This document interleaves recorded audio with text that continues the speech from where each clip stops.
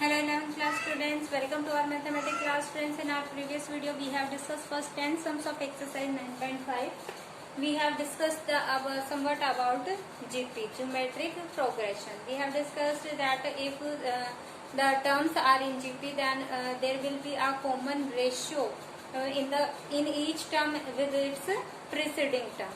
Okay. So in the 11th sum we are given the sum of three numbers which are the consecutive terms of an AP is 21. और AP में हमें पता है three numbers हम किस तरीके से अज्यूम करते थे a minus b a plus d.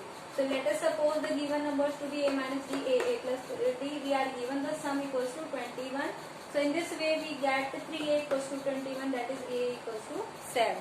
So obviously we can say that the numbers are 7 minus d, 7 minus 1 that is 6, and 7 plus d. Okay, numbers are 7 minus d, 7 and 7 plus d. Now we are given if the second number is reduced by 1. हमें जो second term है that is a उसे तो हमें decrease करना है by 1 से, while the third increase by 1, और जो third a plus d है उसे हमें इंक्रीज करना है by 1. इस तरीके से हमारे जो नंबर थ्री नंबर्स आ गए वो हमारे क्या होंगे, three consecutive terms of GP. ठीक है, अब जीपी के थ्री कंसेक्यूटिव टर्म्स है, that means second upon first will be equals to third upon second. Ratio of the each term with its preceding always equal in GP.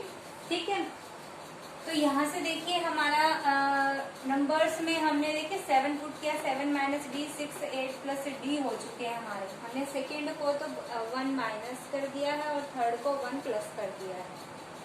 In place of ए भी हमने 7 जो है वो substitute किया. 7 minus D, 7 minus 1 6 और 7 plus 1 8 plus D. ये हमारी terms किसमें, जीपी में गिवन है.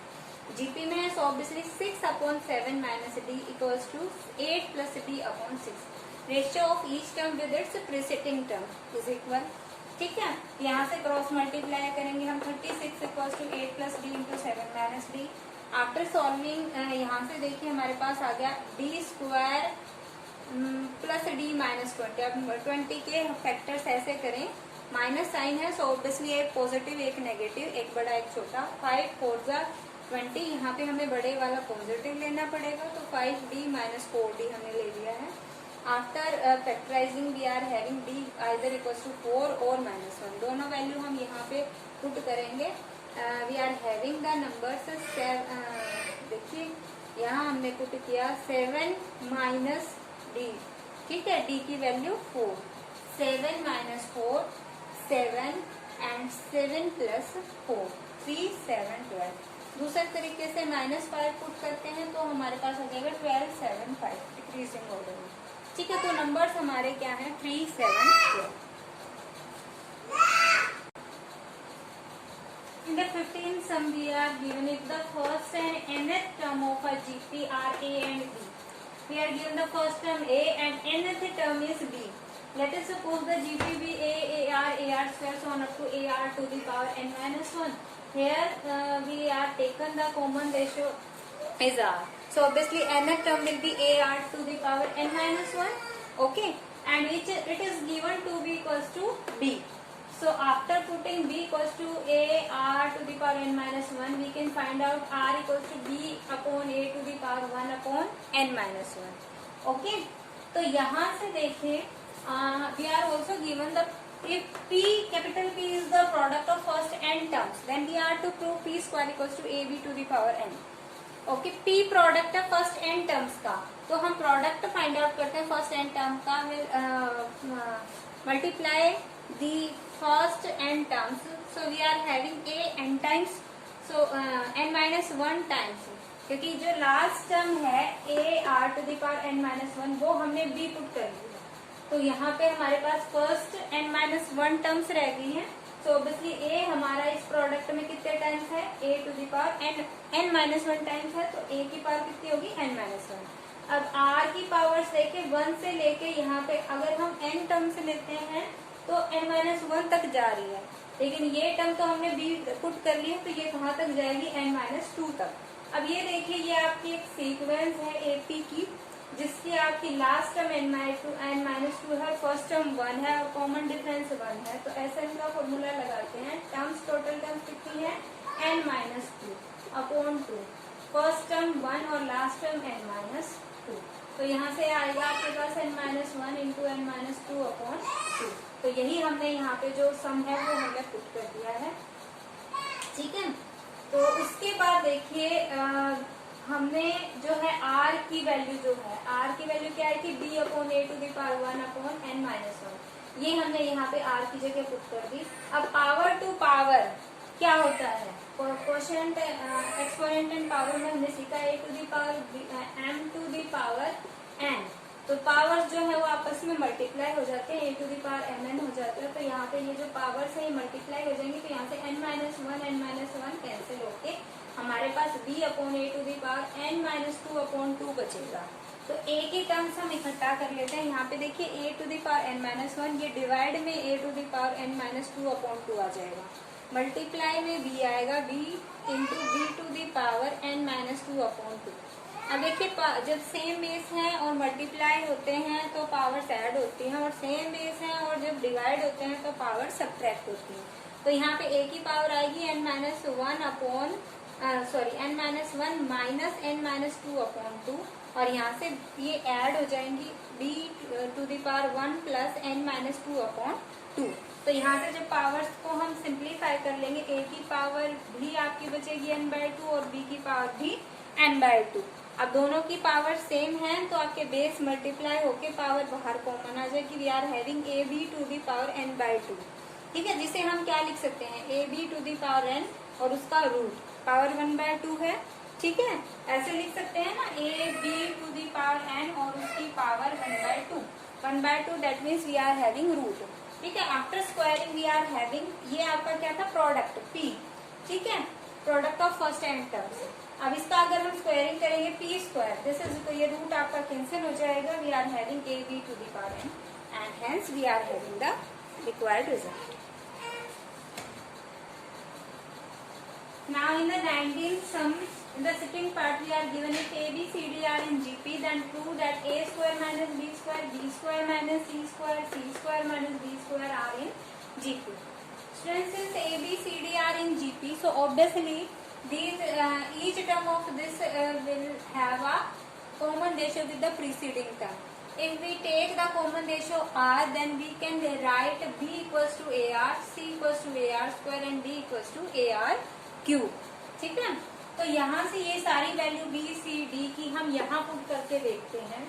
These three terms will be in GP only when b square minus c square upon a minus b square equals to c square minus d square upon b square minus c square, means each term का with preceding term के साथ ratio common आए, same आए, ठीक है। तो यहाँ पे हम यही चेक करेंगे, will find out the value of b square minus C square upon a square minus B square. A b c d की वैल्यू हम यहाँ से पुट कर देंगे, ठीक है, बी की ए आर, सी की ए आर स्क्वायर और डी की A R cube. After substituting this value we get this ratio equal to R square. Similarly हम C square minus B square upon B square minus सी square find out करेंगे। यहाँ पे भी हमने c की वैल्यू ए आर स्क्वायर और d की ए आर क्यूब और d की ए आर जो है वो यहाँ पे हमने सब्स्टिट्यूट की है। इसके बाद देखिए यहाँ पे फिर से हमारे पास ratio A are to the power 4 by R square, तो according to the exponent power rule same base है, पावर्स जो है डिवाइड होते हुए तो सब्ट्रैक्ट हो जाएंगी। तो a are to the power 4 minus 2 r square, तो रेशियो देखिए दोनों केसेस में सेम आया है। तो ये तीनों टर्म्स हमारे किस में होंगी, जीपी में होंगी। In the 21st sum, we are given the sum of first three numbers of GP is 13 by 12. Okay, three consecutive numbers GP के three consecutive numbers का sum तो 13 by 12 दिया गया है and their product is -1. ये बिल्कुल AP जैसे ही question है, जैसे AP में थ्री कंसेक्यूटिव टर्म्स का सम आपको गिवन होता था, ठीक है।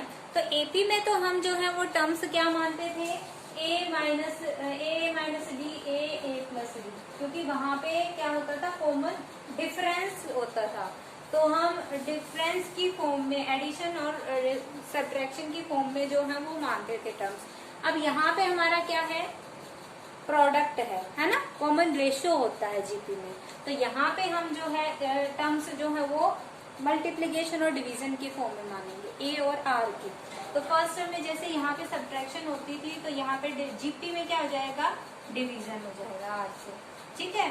सेकेंड टर्म ए मानेंगे, और थर्ड टर्म में जैसे यहाँ पे सम होता था, तो यहाँ पे क्या हो जाएगा, प्रोडक्ट हो जाएगा। तो यहाँ पे हम जीपी में 3 टर्म्स कैसे मानेंगे, A upon R, A are, ठीक है। और इसी तरीके से जो 4 टर्म्स हम मानते थे एपी में, वो क्या मानते थे, ए माइनस 3d, ए माइनस डी, ए प्लस डी और ए प्लस 3d। मीन्स हम ऐसे मानते थे कि जो सम है उसमें से जो ये डी वाली टर्म्स है वो कैंसिल हो जाए। तो वैसे ही प्रोडक्ट में ये 4 टर्म्स ऐसी मानेंगे कि उनके प्रोडक्ट में से आर वाली टर्म्स जो है वो कैंसिल हो जाए। तो हम देखिए क्या मानेंगे, A upon are cube, A upon R, A R cube. तो ऑब्वियसली इनका प्रोडक्ट करेंगे, तो यहाँ पे देखिए 3d, यहाँ पे पावर, यहाँ पे तो 3 टाइम्स 2 टाइम्स ऐसे हो रहा था, कितने नंबर ऑफ टाइम्स हम ऐड करें उसमें कॉमन डिफरेंस। यहाँ पे हमें मल्टीप्लाई करना, कॉमन रेशियो हम कितने टाइम्स मल्टीप्लाई करें, तो मल्टीप्लाई करेंगे तो ऑब्वियसली पावर आएगी कॉमन रेशियो की। तो यहाँ पे हम जैसे हमने 3 टाइम्स उसके अंदर ऐड किया था, सब्ट्रैक्ट किया था, तो यहाँ पे हम मल्टीप्लाई डिवाइड करेंगे। तो आर से हमने 3 टाइम्स डिवाइड किया, that means a upon are cube. Second term a upon r 1 time divide किया, 1 टाइम यहाँ पे ऐड किया था, यहाँ पे 1 टाइम मल्टीप्लाई करेंगे तो ए आर हो गया। यहाँ पे 3 टाइम ऐड किया था डी को, यहाँ पे 3 टाइम मल्टीप्लाई करेंगे आर से। तो 4 टर्म्स हम क्या मानेंगे, A upon are cube, A upon R, A R cube, ठीक है। 4 टर्म्स इस तरीके से मानेंगे और 3 टर्म्स इस तरीके से मानेंगे, ठीक है। तो इसी तरीके से ए अपॉन आर, ए आर, ये 3 टर्म्स हमने जीपी की मान ली है जो गिवन टर्म्स हैं, ठीक है। तो obviously according to question product equals to -1, तो यहाँ से आर टू आर कैंसिल होके a cube equals to -1, negative है तो -1 और 1 का क्यूब 1 होता है, तो -1 क्यूब ए आएगा, ठीक है, -1 ही आएगा। तो ऑब्वियसली ए की वैल्यू क्या होगी, -1। तो यहाँ से अगर हम ये वैल्यूज पुट करें तो ये हमारी टर्म्स क्या होगी, -1 अपॉन आर, -1 और -r। सम आपका क्या है तीनों का, 13/12। तो यहाँ से हमारा क्या गया, -1 upon r, -1 minus r equals to 13/12। यहाँ से हमने आर जो है वो एडिशन दिया, -1 minus r square equals to 13/12। Cross multiply कर दिया हमने, इकट्ठा किया तो we are having 12r square plus 25r plus 12 equals to 0। अब हमें 25 को ऐसे स्प्लिट करना है क्योंकि मल्टीप्लीकेशन 12 इंटू 12 144 है और एडिशन 25 है। तो हमने क्या लिए, 16 9 144, 16 और 9 ऐड करोगे 25, मल्टीप्लाई करोगे 144।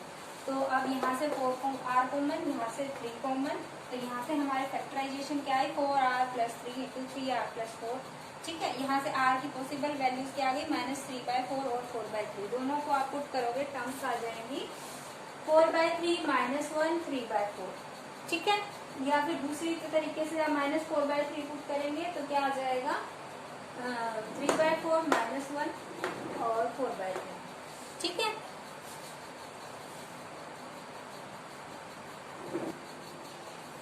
Last sum of the exercises, the sum of 4 distinct number in GP is 60. We are given 4 distinct number in the GP. Let us suppose the numbers AR square, AR cube.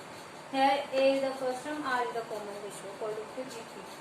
Now arithmetic mean of the first and the last number, that is A and AR cube. इन दोनों का arithmetic mean, that is दोनों का sum by 2 equal to 18. So according to this A plus AR cube होगा upon 2 equals to 18. यहाँ से solve करने के बाद A is equals to 36 upon 1 plus R cube. We can put here the values. We are given the sum of these 4 equals to 16. यहाँ से हमने A common निकाल लिया, A की ये value 36 upon 1 plus R cube हमने यहाँ substitute कर दी in this way. और ऑल्सो यहाँ से देखिए 1 plus R और यहाँ से भी हम R स्क्वायर कॉमन निकाल सकते हैं, तो यहाँ से इसको हम क्या लिख सकते हैं, 1 plus R square into 1 plus R। यहाँ से देखिए बोथ हैंड साइड से 36 अपॉन 1 plus R क्यूब जब हमने यहाँ पुट किया in the place of A, we can divide both side by 8, 12. Here 12 3s are 36 and 12 5s are 60. So we are having 3 यहाँ से देखिए A cube plus B cube वाला formula लगाएंगे, A plus B into A square minus A square plus B square minus A B. यहाँ लगा दिया हमने 1 plus R into 1 plus R square minus R. और यहाँ से देखिए 1 प्लस आर न्यूमरेटर डिनोमिनेटर से कैंसिल हो गया। After that we are having 3 plus 3r square equals to 5 plus 5r square minus 5r. After solving we are having 2r square minus 5r plus 2 equals to 4. 0 यहाँ से minus 5r को हम 4r minus r में तोड़ सकते हैं, 4 1 जा 4। ठीक है, in this way we get r either equals to 1/2 or 2. We'll put here when r equals to 1/2, we'll put here the value of r. In this way we get a equals to 32. When r equals to 1/2, a is 32. And when r is 2, then a is, after putting here 2 cube 8, 36 by 9 we get a equals to 4.